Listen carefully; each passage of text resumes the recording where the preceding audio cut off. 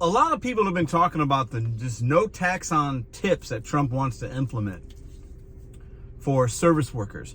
And I've seen us in this community, because a lot of what we make, okay, upwards of 50, 60, some of y'all, 70% of your income as a delivery driver, food delivery specifically, comes from tips. So if you're not taxed on that, that's a good thing. Well, is it? And also, does that even include us? I'm going to show you guys this article here, because I think what a lot of us have missed is this. The original proposal of the bill does not include 1099 independent contractors. And that's what DoorDash and Uber and Spark, that's what they classify us. So we, if this bill gets passed, we do not fall under that. We don't fall under that. So when you get your 1099 from DoorDash and Walmart and Instacart, and they show your earnings and you start to do your taxes in 2026, those earnings are going to be reported and you will get taxed on that. That will be taxable income, the way the bill sits right now. Let's dive a little deeper. Well, let's go back though. The reason I want to make this video is because I think a lot of us assumed, well, we make most of our money on tips, so this is going to help me. It's not going to include you and I. It does not include you and I. So let's not get too excited now that we're going to be able to make our money, make our $500 in tips for this week, or whatever it is for you, right? If you're making $1,000, probably half of that is tips, right? Oh, I'm not getting taxed. That's not taxable. I'm not getting taxed on that. That's great. It has nothing to do with you and I. Now the question is, should it? Should it? Now with servers and things like that, a lot of servers, you have your tips and you get cash tips and you're not maybe claiming that. And there's, very common, right? The government, they don't know all of what a lot of people in the service industry make, right? And some people will claim that because there's other benefits to that. There are benefits to being able to show a full income that you make. On your tax forms, if you say, oh, I only made $30,000 this year, that might put some roadblocks for you getting a home, getting an apartment, getting a car, getting finances for something because your income's too low. Well, in reality, you made 60 or 70,000, but you didn't claim all your tips. I've seen servers run into that problem before, and some of them would say, I'm claiming all my stuff because I got this going on. I want to be able to get approved for this. So, personal decisions. But should we be able to not have our tips taxed?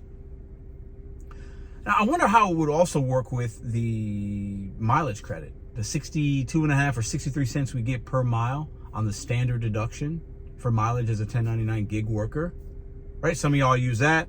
Most of y'all probably will benefit from that. Some of y'all might do itemized depending on your situation.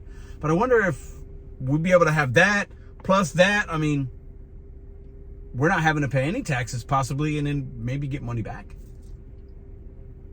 Just want to make this video to educate, to inform. I saw this article, and for me, I don't know how I feel about it. I think there's some short-term benefits to it, but also there's benefits to being able to claim everything and be taxed on it and get those credit. Everybody's situation is different. But this no tax on tips that Trump ran on months ago, and a lot of us in the service industry, because we are in the service industry. We are in the service industry. Tips is a big thing for us, especially if you're doing food delivery, okay? Upwards of 70% of what you make is going to be on it, and most of us is in the 50%. So a lot of us were excited, not knowing that when you read the bill, it has nothing to do with 1099. It's W-2 employees. So it's servers, hotel people, valet people if you're 1099, bellman, people getting tips in that way. Bartenders, people working a W-2 on a cruise line, like people making tips in that way. It's not going to include musicians that are 1099 and might get tips. It doesn't include you and I. It doesn't include us. Did you know that? Many of you, I'm sure, did. I'm not the smartest guy around, but when I see something, I like to bring it to your attention. Also, what's interesting is I think a lot of people, there are people that will run on certain points, and it's a catchy news article. Oh, no tax on tips? Oh my God, I want to get the Latino vote.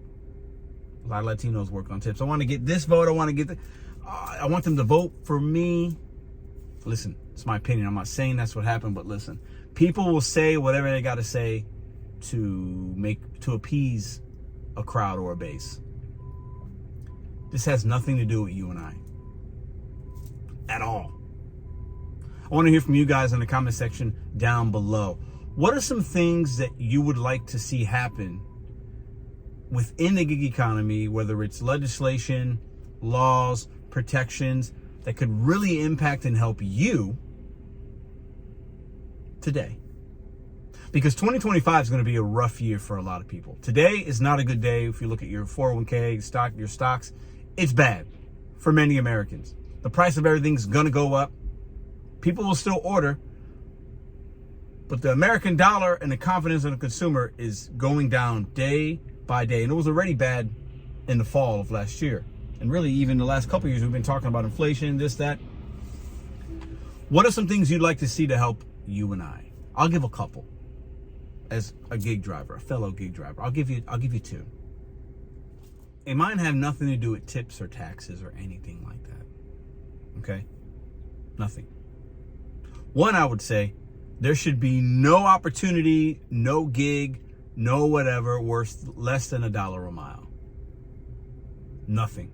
We should never see $5, 20 miles. We should never see upside down orders. We should never see an offer worse than less than a tank of gas in your market. It should just be outlawed. The company should have to figure out how to get the money up if the customer doesn't tip. We should see that. The second thing is, I do want the companies held accountable for the manipulation they do with the money. Whether it's stealing it, fudging numbers, fake surges, fake promotions, fake what. Stop being funny with the money.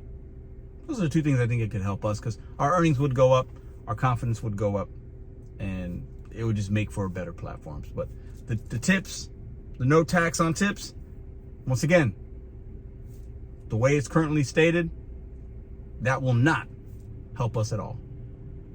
Leave a comment in the section down below. If you knew about this, let me know in the comment section. If you didn't, and this is a surprise to you, and you were looking forward to maybe that, also let me know. Give me your thoughts, because I know a lot of y'all are way smarter about this than me. See ya.